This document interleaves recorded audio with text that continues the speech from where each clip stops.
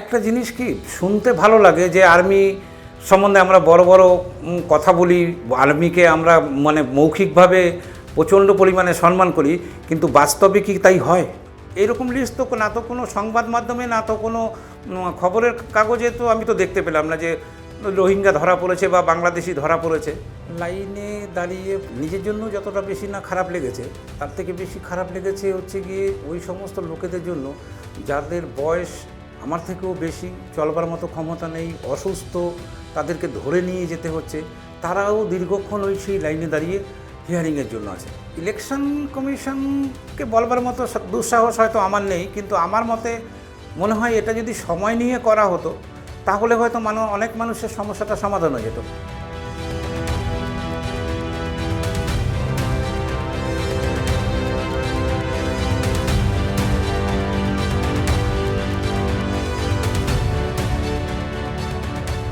Special Intensive Revision or SIR, the Election Commission says has been designed to strengthen India's democracy by eliminating illegitimate and illegal voters from the poll lists.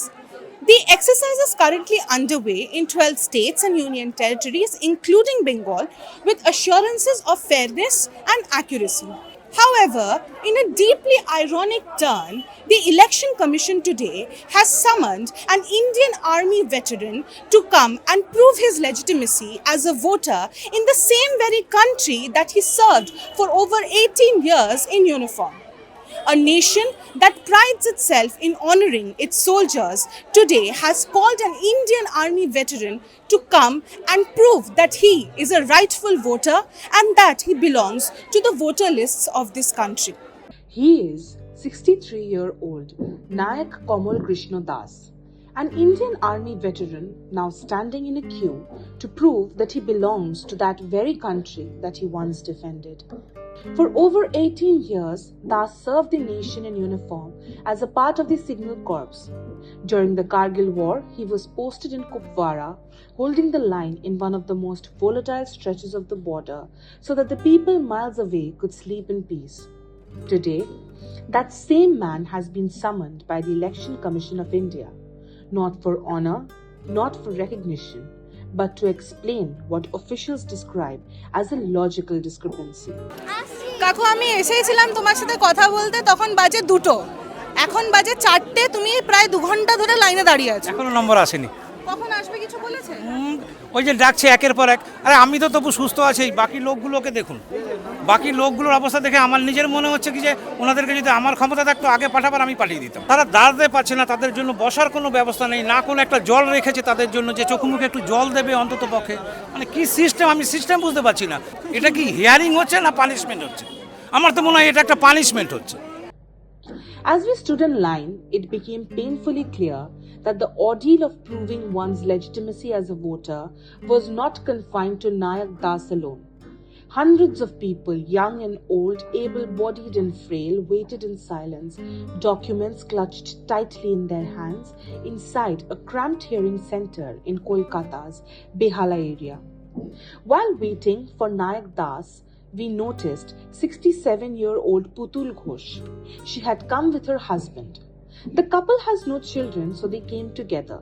Putul too had been summoned over what the official termed as a logical discrepancy. She cannot stand without support. She cannot hear properly from her left ear. She is partially blind after suffering a stroke.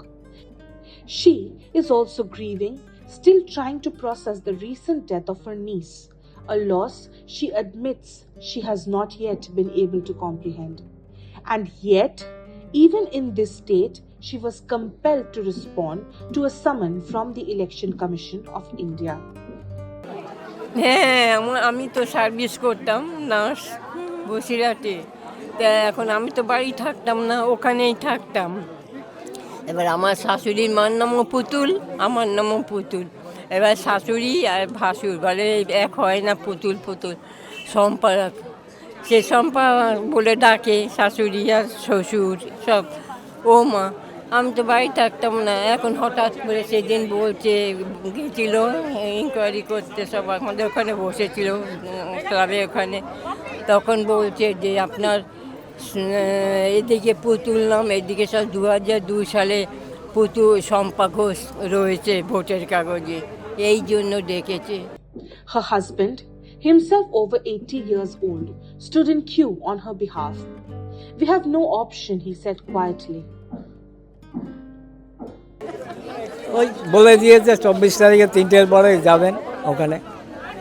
কী জন্য ডেকেছে, কী ব্যাপার বৃত্তান্ত কিছুই বুঝতে পারছি না। এসে 12টা থেকে দাঁড়িয়ে আছি, এখানে তো লাইন হয়ে করছে না, আমি নিজেও অসুস্থ। আপনার ওয়াইফের সব ডকুমেন্টস আছে? সব ডকুমেন্টস পেনশন পাচ্ছে, 17 বছর 18 বছর হয়ে গেল। তা তুমি যে হাঁটতে চলতে পারো না, এখানে আসার পর থেকে সেন্টারে কোনো হুইল চেয়ার বা কোনো সহায়তা কিছু পেয়েছো? না, কিছু পাই এই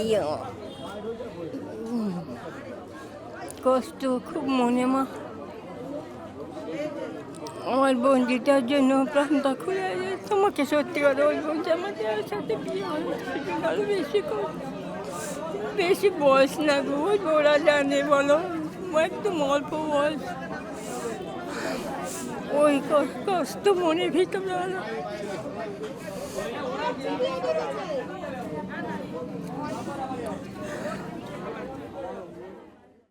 There was no such system. The line moved at a snail's pace, if it moved at all.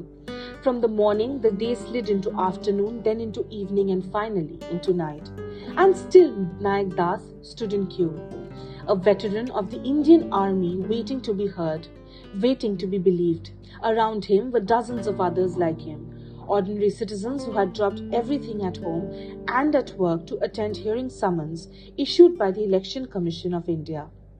There was no urgency, no accommodation, no dignity built into the process.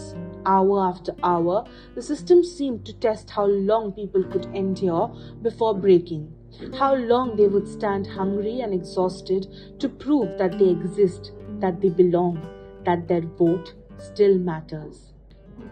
Finally, after waiting for what felt like an eternity, Naik Das's verification was completed. He walked out of the center not in relief but in silence. It was late into the night by then, and there was no chance to speak to him. We met him the next day at his home. Naik Das served the nation for over 18 years. He joined the Indian Army at just 21. His final posting before retirement was in Ambala. After leaving the forces, he continued to work in service of the state with the Indian Railways.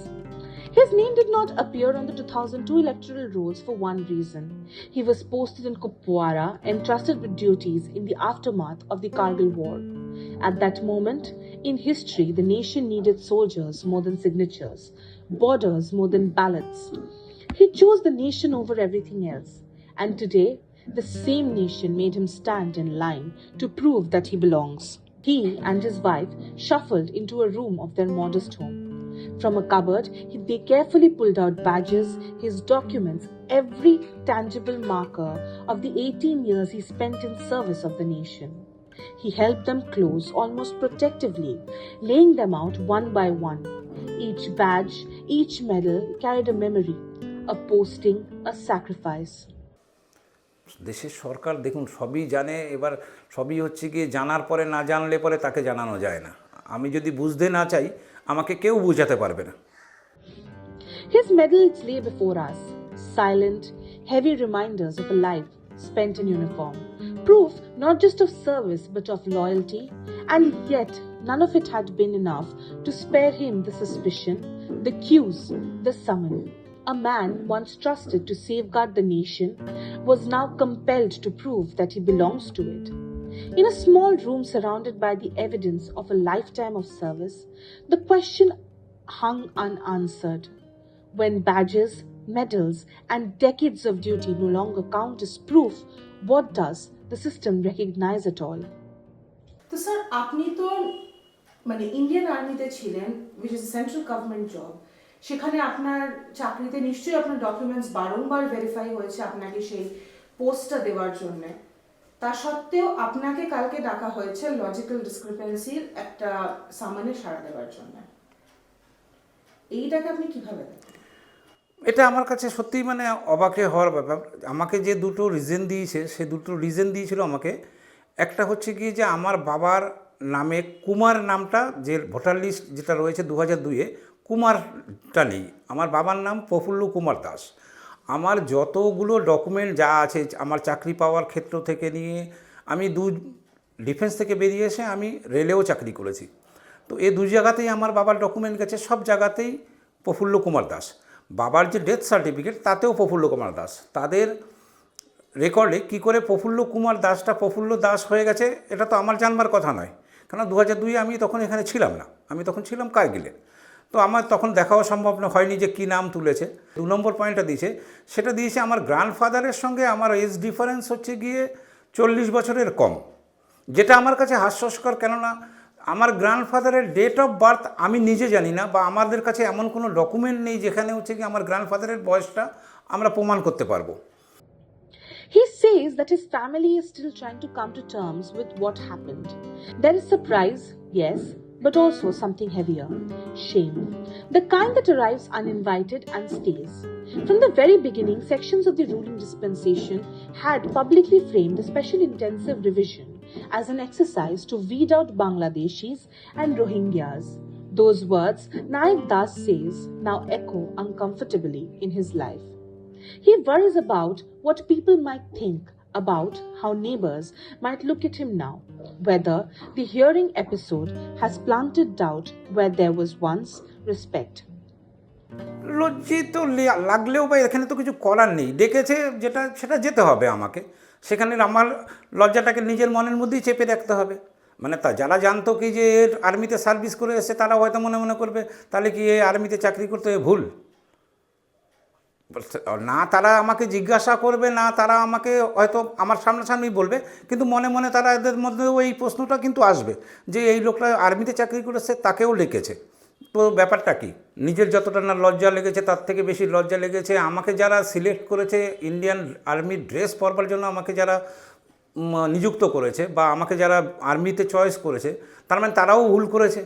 যে আমার কোনো কিছু বোধহয় কম দাঁড়িয়ে ওটাই মনে হচ্ছিল যে আমার বোধহয় কোনো কিছু কম আছে, যেটা কিনা নির্বাচন কমিশনের নজরে পড়েছে, অথচ এই ডিফেন্স সার্ভিসের সময়ও পড়েনি, রেলের সার্ভিসের সময়ও পড়েনি।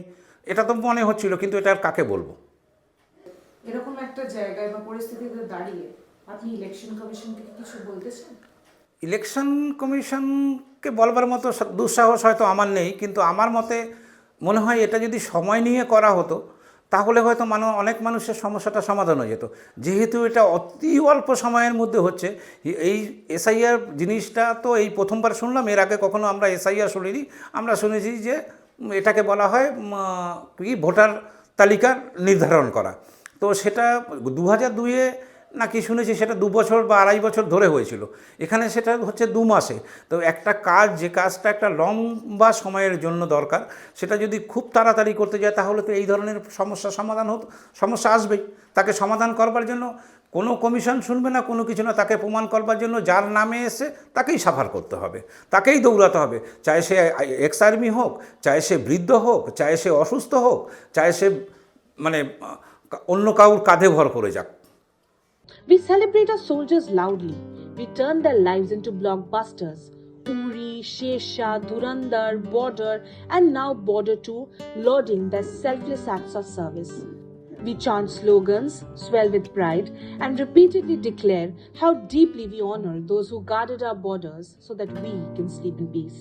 The story of Naik Kamal Krishna Das, who was summoned by the Election Commission of India to prove that he is a legitimate voter of the very nation he served in uniform, sticks around as an ironic and sad reminder. The poll body says it was due to a logical discrepancy, but one must ask, what logic questions the very being of a soldier? What discrepancy outweighs a lifetime of service to the nation? So the next time nationalism runs high and slogans echo asking how's the Josh, perhaps we should have it in us to answer back, not high, sir. From Behala in Kolkata, with video journalist Ronnie Shatra, this is Titash reporting for News the Truth, NTT.